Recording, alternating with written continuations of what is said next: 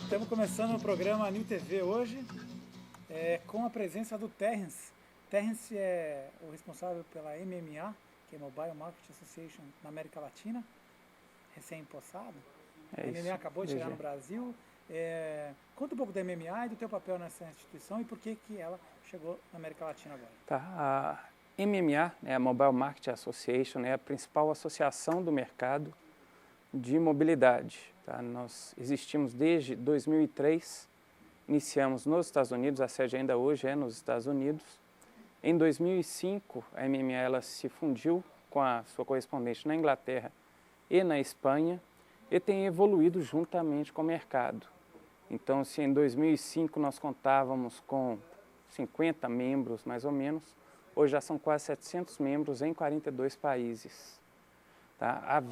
Sempre houve o interesse de chegar na América Latina e no Brasil e, felizmente, desde março, nós começamos oficialmente com o evento, o Mobile Marketing Forum, em março, aqui no Brasil, e eu estou aí desde junho, já desenvolvendo as atividades da MMA.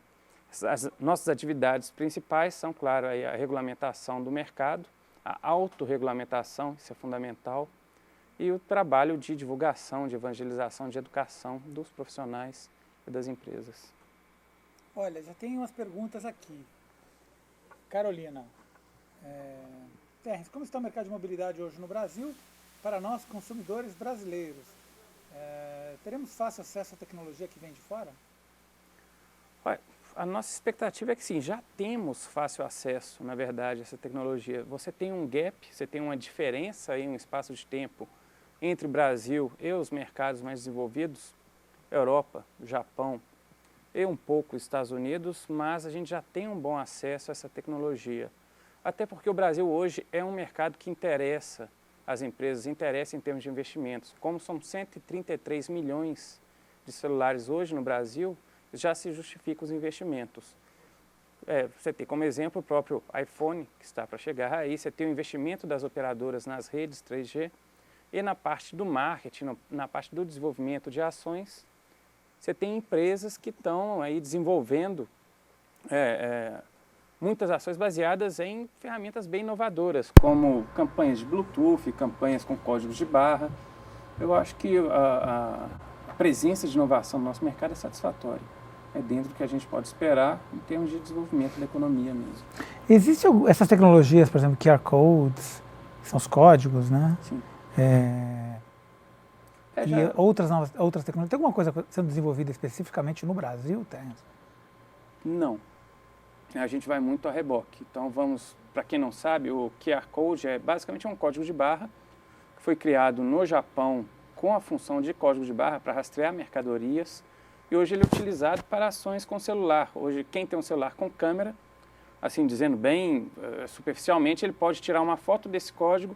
Esse código vai linkar ele a algum site, alguma promoção, algum tipo de comunicação. É como a gente chama de link físico, né? Você torna o mundo físico, os objetos conectáveis. Bom, aí você tem o QR Code, você tem o Bluetooth, você tem outras inovações. Nada está sendo feito, ou vamos dizer, foi criado no Brasil. Mas já tem um esforço bem interessante das empresas brasileiras de nacionalizarem essas inovações, até por questão de custos ou questão de necessidades locais. Um bom exemplo é o Bluetooth. Já tem algumas empresas desenvolvendo soluções locais. Mas uma pergunta aqui do Júnior Pinheiro. Gostaria de saber quais são as normas legais para trabalhar com publicidade para celular. Tá.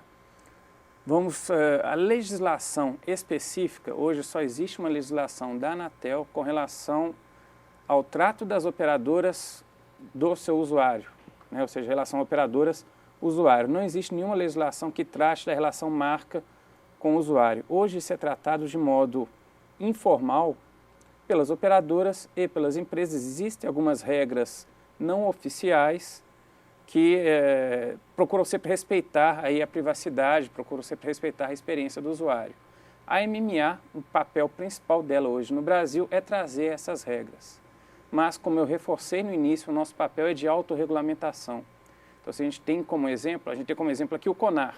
O CONAR, que é o Conselho de Propaganda, é o Conselho de Autorregulamentação. As empresas criam suas regras e as empresas seguem essas regras, tendo em vista o respeito ao consumidor. A MMA está fazendo a mesma coisa. Recentemente lançamos para o país um código de conduta, pode ser encontrado no site da MMA, www.mmaglobal.com. Você vai encontrar o código de conduta em português. Esse código de conduta traz princípios éticos sobre como lidar com o consumidor. Em cima desse código de conduta, vamos hoje trabalhar a produção de regras específicas. São regras da MMA, são regras que recomendamos que sejam seguidas pelo mercado, esperamos que sejam seguidas pelos nossos associados, mas não é legislação.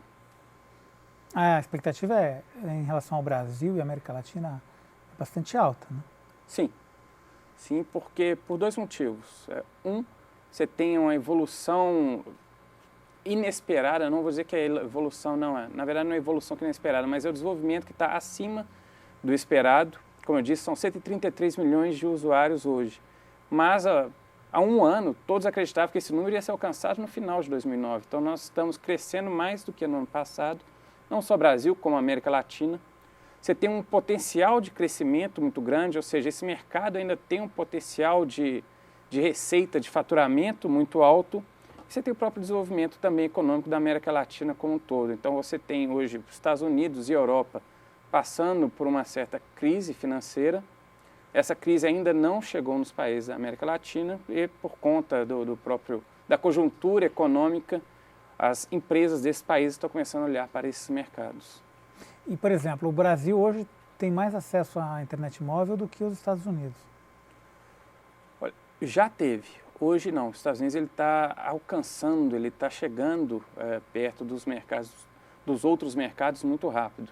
Né? A sua questão se justifica, seu comentário se justifica, que é algo que todos os mercados perguntavam, poxa, o que aconteceu com os Estados Unidos? Sempre um país de ponta em termos de inovação, no celular ele estava ficando para trás. Mas recentemente, eu acho que muito, talvez motivado aí pelo iPhone, ele acordou para o potencial do celular e tem um crescimento impressionante nos últimos aí 12 meses. Hoje nos Estados Unidos, 25% dos usuários de celular já acessam regularmente a internet. A gente está falando aí de mais ou menos 60 milhões de usuários, o que é superior ao número nacional hoje. E a maioria desses sites, para as pessoas que utilizam o iPhone, são sites normais de web ou são sites WAPs? Não, quando lançaram o iPhone, aí viram, poxa, dá para você mexer, dá para você navegar o site. Algumas empresas cogitaram, alguns grupos de players de conteúdo cogitaram, não precisamos fazer um site para o iPhone, não precisamos fazer o site para o celular, mas essas empresas modificaram o seu pensamento, porque a gente está falando de outro contexto.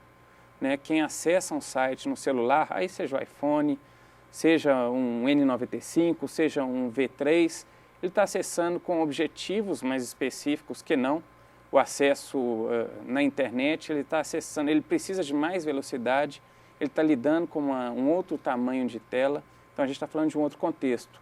Então essas empresas já estão produzindo sites para o iPhone, produzindo sites, na verdade, para celular em geral, mas a boa estratégia, o bom desenvolvimento diz que cada celular você deve produzir uma versão diferente, de acordo com a forma como você acessa.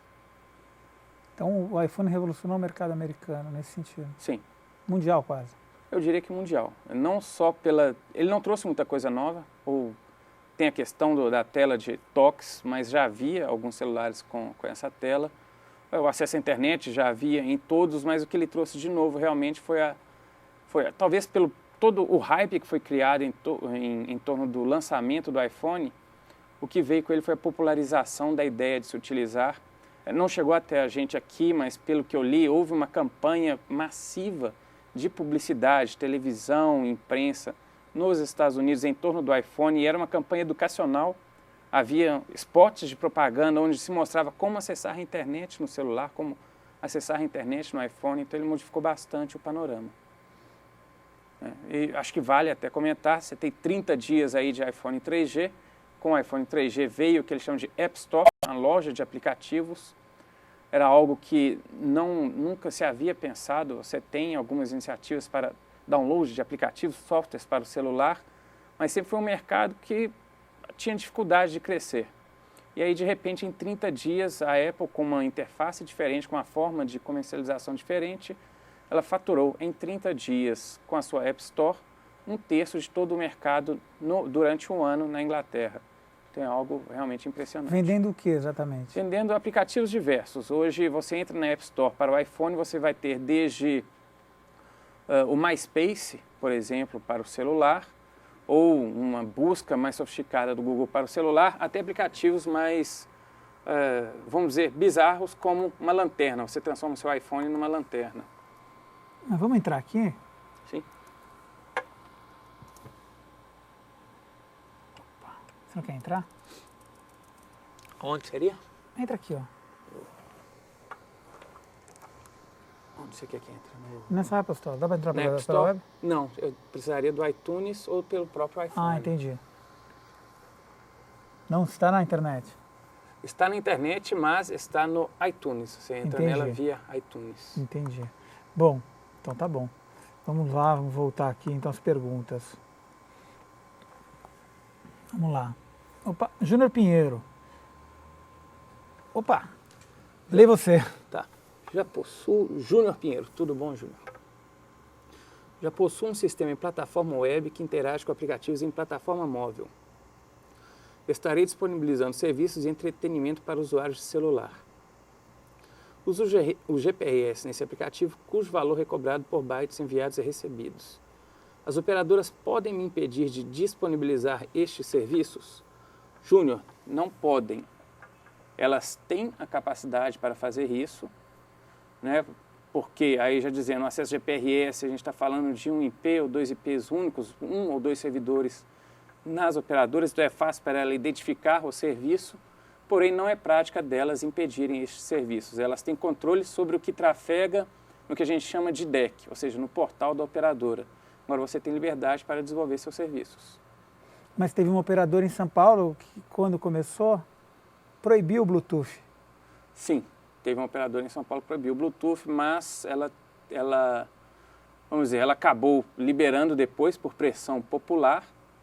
Ela podia fazer isso porque os celulares da base dela eram diferentes, né? Até pela característica da tecnologia dela ser diferente, ela tinha mais controle sobre os celulares e ela tinha o pensamento de que o Bluetooth iria canibalizar os produtos dela, vamos supor, ela ia ter menos downloads, porque você tem a possibilidade de troca de arquivos. A outra justificativa era a questão de segurança, mas isso não permaneceu por muito tempo. Cedeu aos apelos populares. Exatamente. Muito bom. Vamos lá. O Júnior está agradecendo aqui a tua explicação. Explica exatamente o que ele está propondo com o GPS para o público entender. É o que o Júnior, pelo que eu entendi, ele está propondo, vamos dizer, ele tem um site ou alguma aplicação que funciona na internet e uma ponta dessa aplicação vai interagir com o celular. Tem até um case que eu tinha separado que eu gosto muito, que é de um site de receitas, e pode ser algo semelhante.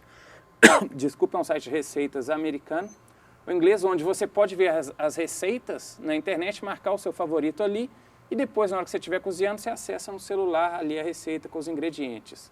O que o Júnior está propondo é um serviço semelhante, que você tem na internet e você pode acessar no celular via internet no celular. A preocupação dele é, podem as operadoras impedir isso?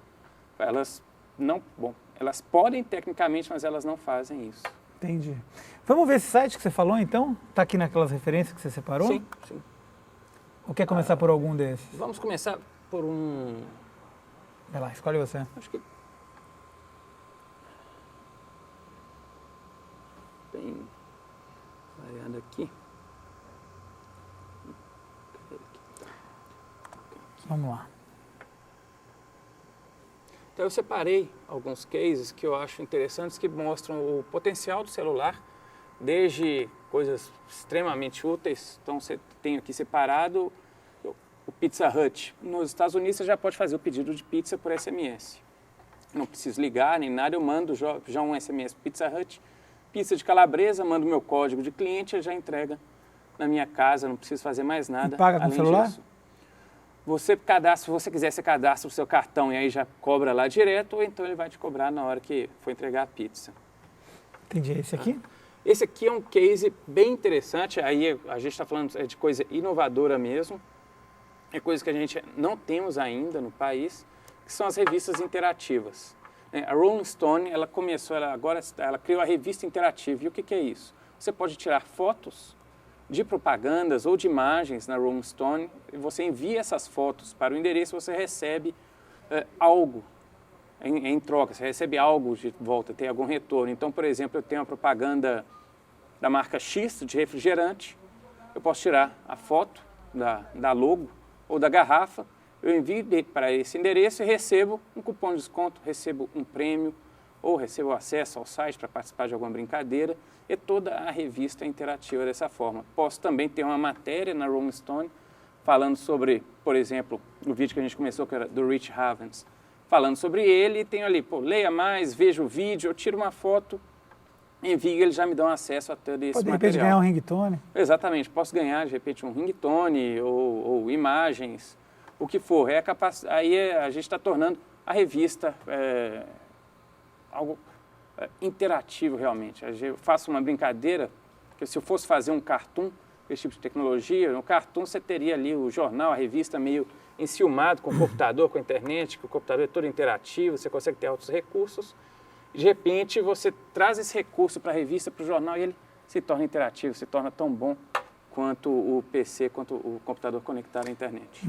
Terrence estava me contando do Barack Obama, da campanha que o Barack Obama fez que o uso que ele fez da internet e do celular, que aqui no Brasil não foi permitido, pelo menos em São Paulo, o uso político nas campanhas.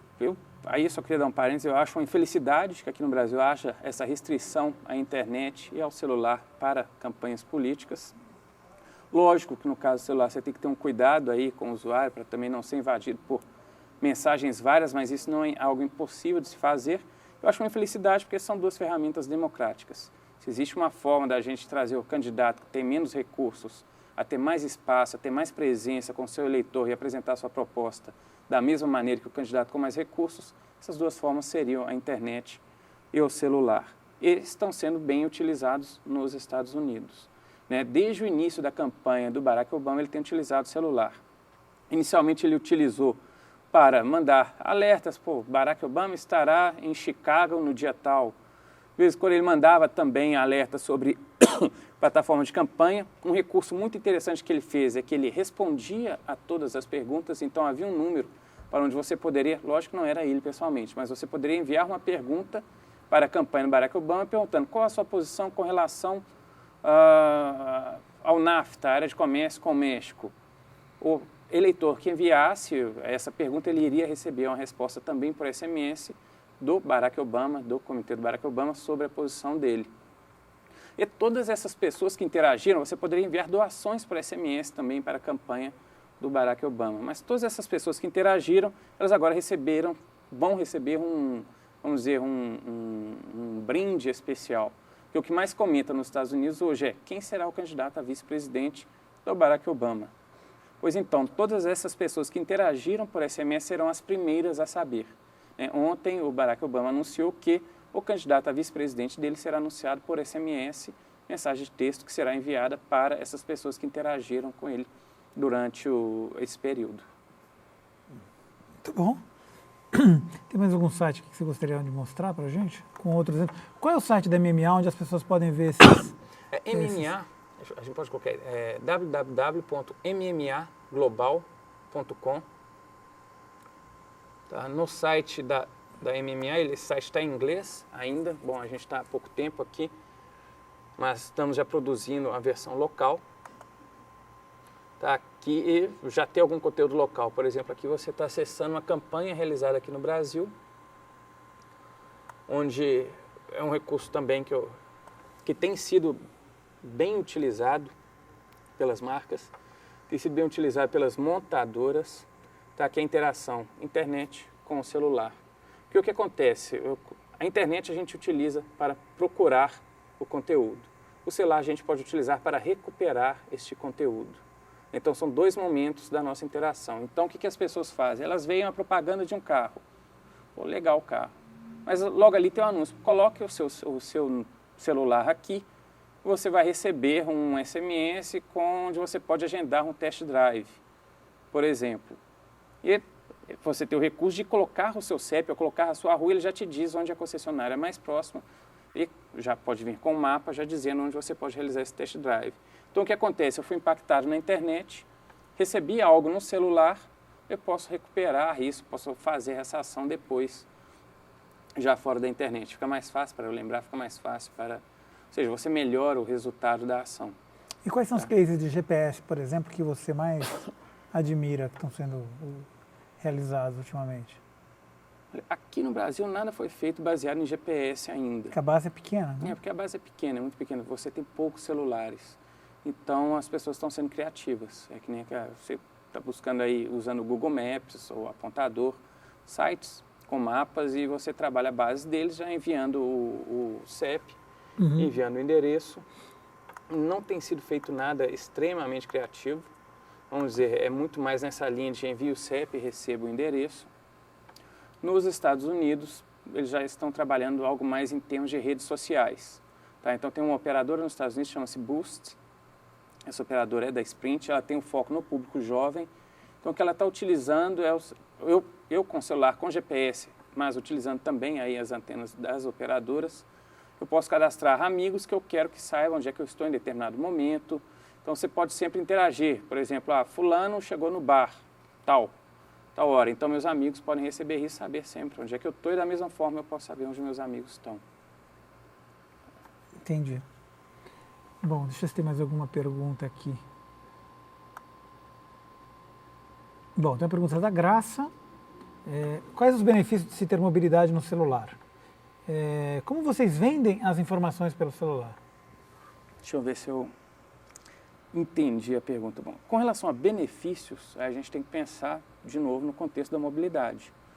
Graça, pensa que você está num restaurante com amigos e vocês decidem, eu vou falar da parte mais de entretenimento, você está aí e decide ir no cinema. Como é que você faz para descobrir vai na banca de que jornal, filme está passando? Você vai na banca de jornal... Pede para olhar o jornal. Exato. E se não tiver uma banca de jornal perto? Se você não quiser sair do restaurante naquela hora, está legal ali, você pega o seu celular, você tem aí já vários sites no celular que joga essa informação de cinema, você já acessa, olha, legal, tá passando em determinada hora aqui nesse cinema. Sites mais sofisticados podem fazer mais ainda, você pode comprar ali e receber o ingresso do cinema naquele momento no celular e aí você vai, para o cinema. A gente sabe que o Cinemark no Iguatemi já tem o ingresso celular, o ingresso de cinema no celular. Você pode comprar? Você pode comprar Como? e vai receber o ingresso no celular. Como é que é feito isso? É um código de barras, é um SMS que é traduzido em código de barras no seu celular e aí o leitor normal vai ler e vai validar aquele ingresso. Então aí a gente está falando de entretenimento, mas a gente pode estar falando também de serviços de emergência. A gente pode estar falando aí, por exemplo, algo que preocupa aos russos. Você tem na Rússia hoje um serviço que testa a autenticidade de vodkas, que a falsificação de vodka hoje na Rússia é muito alta. Então você pode enviar por celular, de novo, você está no bar, você comprou a vodka no supermercado, você envia o SMS, você recebe de volta dizendo se aquela vodka é autêntica ou não. Mas o que você envia? O código do rótulo. Você tira uma foto? Então você envia, tem um número no código identificador bom. e você envia e recebe de volta. Eles acessam alguma base de dados Saber deles se tem ali. etanol, se tem álcool Exatamente. Zulu. Ou para saber se ela foi aprovada, né, homologada pelo governo.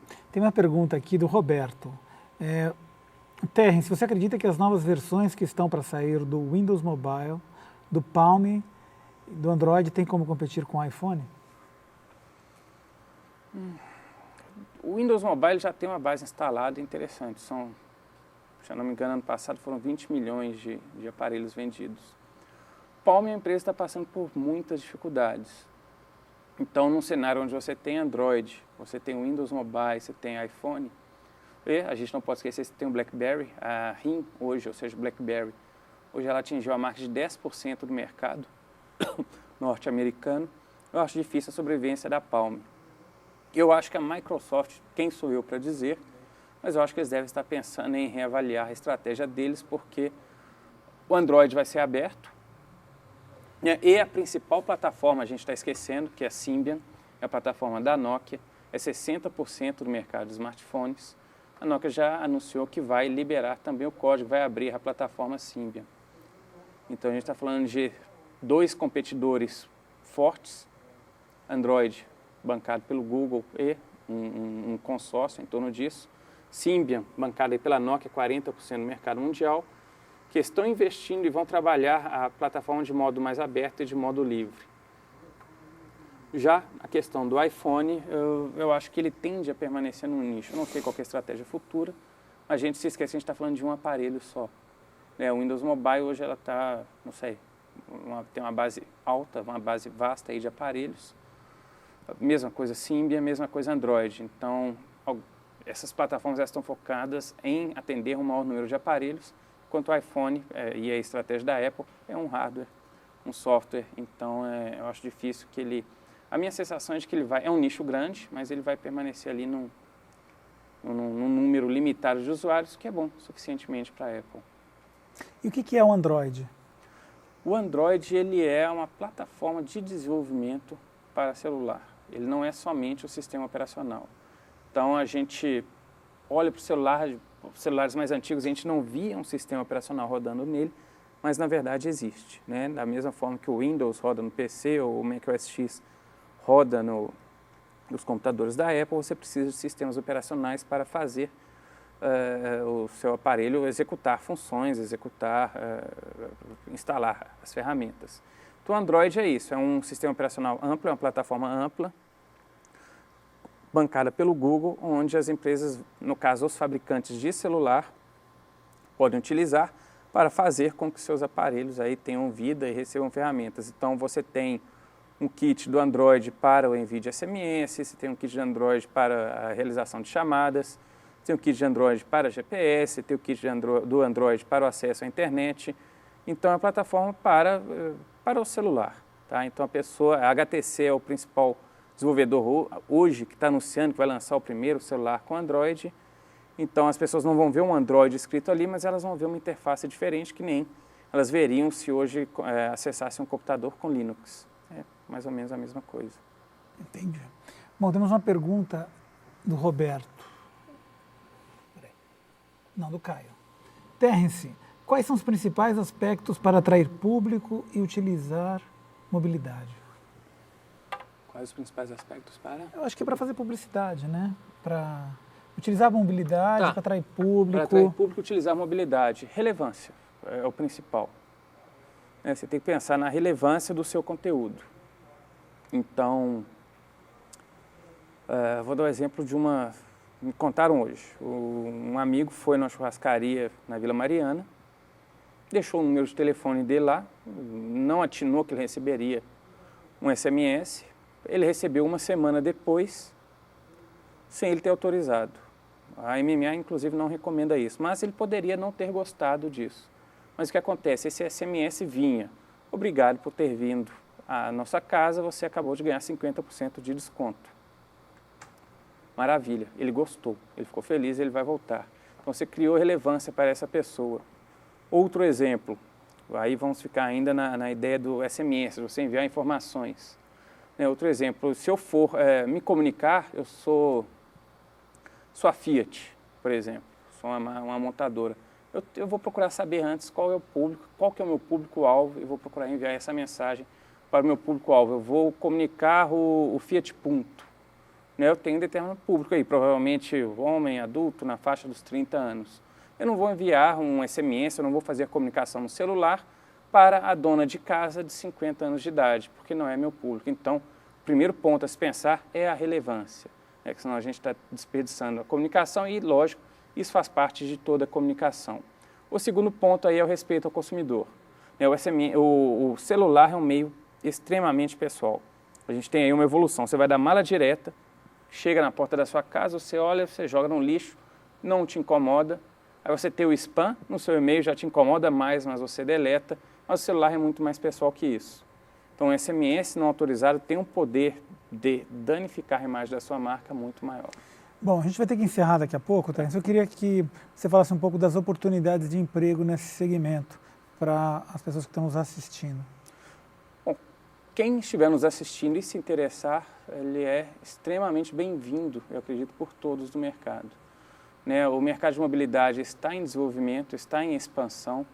Nós temos novas empresas surgindo a cada dia e as empresas que estão crescendo e há uma demanda grande por profissionais.